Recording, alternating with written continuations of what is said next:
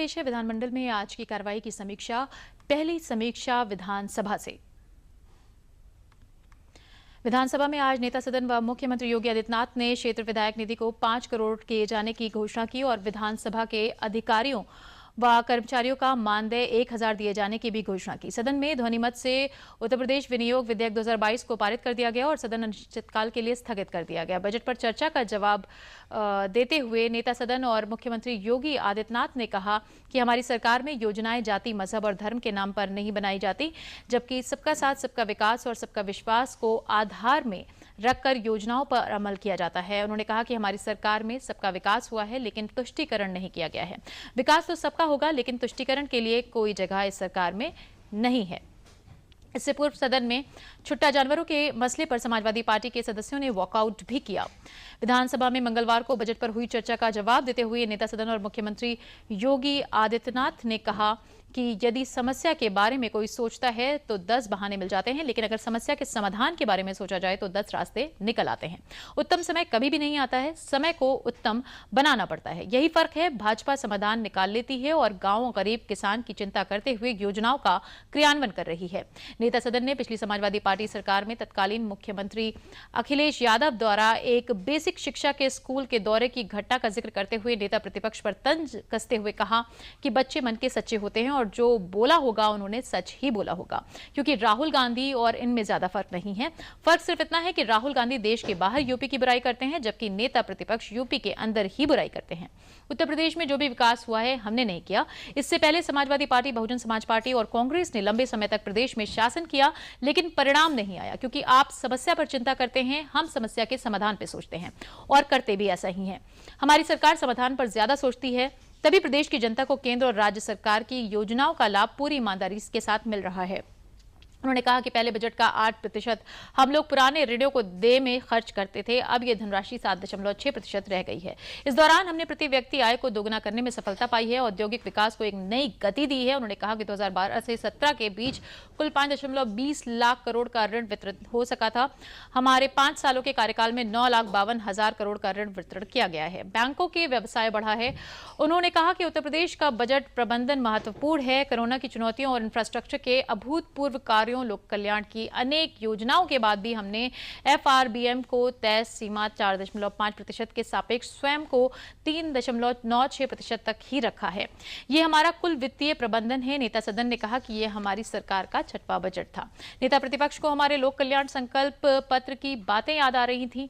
यह अच्छी बात है। उन्होंने हमारे लोक कल्याण संकल्प पत्र को पढ़ा। हम लोगों ने 2022 के विधानसभा चुनाव से पूर्व एक लोक कल्याण पत्र जारी किया था। इस संकल्प पत्र में कुल 130 घोषणाएं थी, जिनमें से 97 संकल्पों को हम लोगों ने अपने इस पहले ही बजट में स्थान दिया है।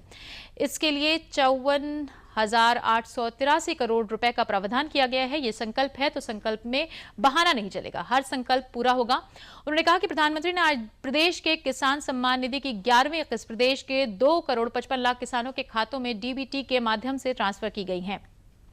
प्रदेश के 25 करोड़ जनता को ध्यान में रखते हुए तथा पंडित दीनदयाल उपाध्याय के अंत्योदय के सपने को पूरा करने के लिए केंद्र और राज्य सरकार की तमाम योजनाएं संचालित की जा रही हैं। उनका क्रियान्वयन पूरी ईमानदारी के साथ किया जा रहा है। विधानसभा में मंगलवार को छुट्टा पशुओं के मुद्दे पर माकूल जवाब न मिलने पर समाजवादी पार्टी के सदस्यों ने सदन से वॉकआउट कर दिया। सपा सदस्य मांग कर रहे थे कि ग्रामीण इलाकों में छुट्टा जानवरों से किसानों की फसलों को होने वाले नुकसान को कृषि बीमा योजना में शामिल कर आर्थिक मदद दी जाए। समाजवादी पार्टी के अवधेश प्रसाद ने प्रश्न प्रहर में जानना चाहा कि क्या सरकार ग्रामीण इलाकों में छुट्टा जानवरों द्वारा फसल को नुकसान पहुंचाए जाने पर किसानों को आर्थिक मदद देगी। क्या सरकार इस नुकसान को किसान बीमा योजना के तहत शामिल करेगी? इस पर सरकार की ओर से कोई संतोषजनक उत्तर नहीं मिला। समाजवादी पार्टी के सचेतक मनोज कुमार पांडे ने आपत्ति करते हुए कहा कि छुट्टा जानवरों में केवल सांड ही शामिल नहीं है, छुट्टा जानवरों में जंगली सुअर के साथ ही नीलगाय भी शामिल हैं। ये सभी किसानों की फसलों को चर जाते हैं। इससे किसानों को फसल का काफी नुकसान हो रहा है। उन्होंने कहा कि सरकार इस पर कोई संतोषजनक आश्वासन दे और किसानों को होने वाले नुकसान को किसान बीमा योजना के तहत शामिल किया जाना चाहिए। सरकार की तरफ से संतोषजनक जवाब नहीं आने पर सपा सदस्यों ने नारेबाजी करते हुए सदन से वॉकआउट किया। विधानसभा में मंगलवार को संसदीय कार्य मंत्री सुरेश खन्ना ने आश्वासन दिया कि जल निगम, ग्रामीण और पंचायती राज विभाग द्वारा बिछाई गई पानी की टंकी के पेयजल पाइपलाइन की गुणवत्ता की जांच की जाएगी। जाएगी। यदि पाया गया कि पाइपलाइनों की गुणवत्ता उचित नहीं थी तो दोषियों के खिलाफ कार्रवाई की जाएगी। साथ ही कंपनी को ब्लैकलिस्ट किया जाएगा। प्रश्न प्रहर में सपा के मनोज कुमार पांडे ने जल शक्ति मंत्री से ग्रामीण इलाकों में बनाई गई पानी की टंकियों की पाइपलाइन योजना में पाइपों की खराब हालत का मुद्दा उठाया था। उन्होंने जानना चाहा कि क्या सरकार रायबरेली समेत कई जिलों में खराब पाइपलाइन की जांच कराएगी। साथ ही जिन अधिकारियों कर्मचारियों ने ये काम करवाया है क्या उनके खिलाफ कार्रवाई की जाएगी। सरकार की तरफ से जवाब देते हुए मंत्री रामकेश निषाद ने बताया कि 61 पेयजल पाइपलाइन का सर्वे कराया गया है। इसमें से करीब 10 में मोटर जल गई हैं, जबकि 74 में पाइप टूटने की बात है। 31 अगस्त तक हर हाल में काम करवा दिया जाएगा। उन्होंने कहा कि जहां तक गुणवत्ता का मामला है तो कंपनी की जांच करवाकर कार्रवाई की जाएगी।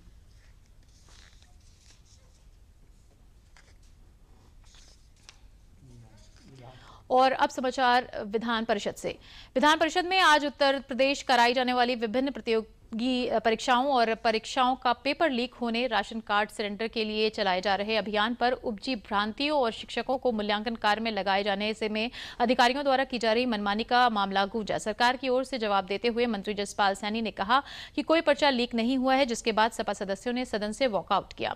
राशन कार्ड मामले में नेता सदन स्वतंत्र देव सिंह ने कहा कि केंद्र और राज्य में इतना अच्छा काम हो रहा है, एक माह में 2-2 बार राशन वितरण किया जा रहा है। 5 वर्ष में एक भी व्यक्ति की भूख से मौत नहीं हुई, कोई भी व्यक्ति भूखा नहीं सोया।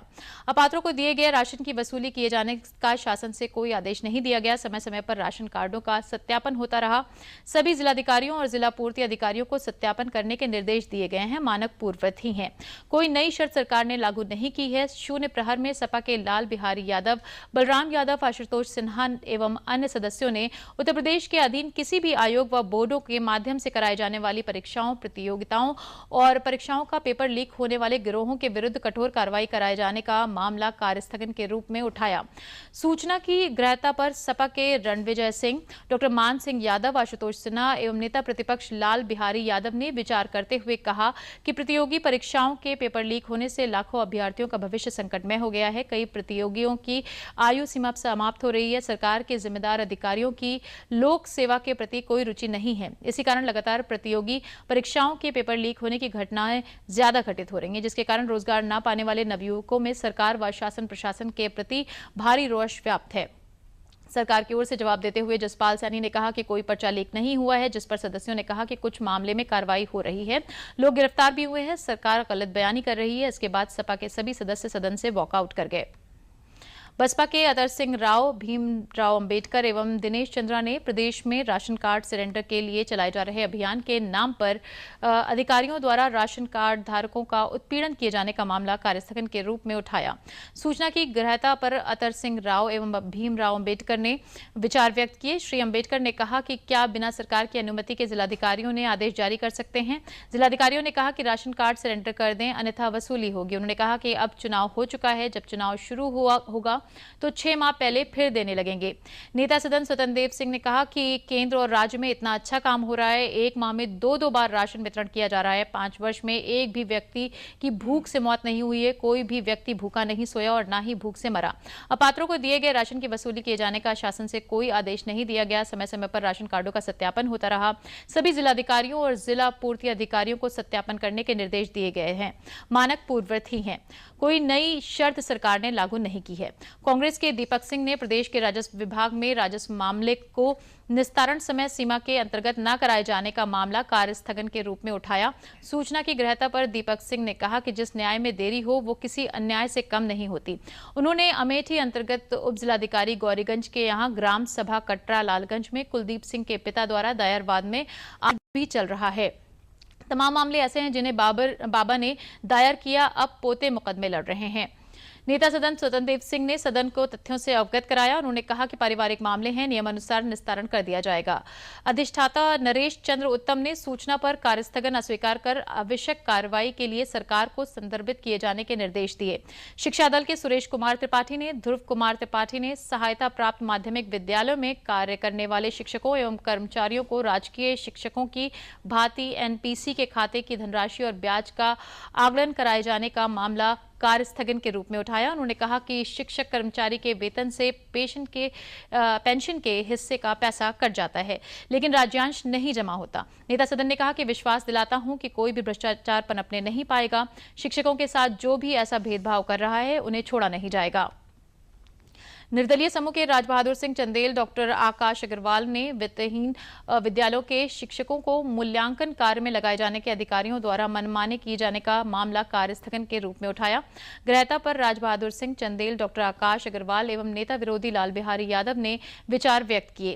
नेता सदन ने कहा कि सरकार ने समुचित व्यवस्था करवाई, जिससे मूल्यांकन केंद्रों पर शिक्षकों व अन्य को कोई दिक्कत न हो।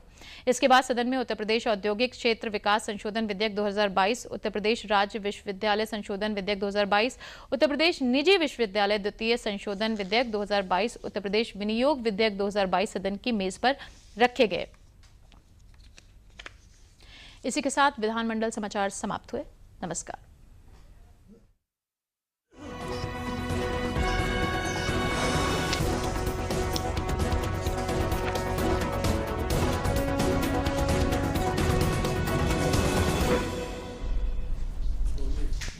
नमस्कार। समाचार एकांश के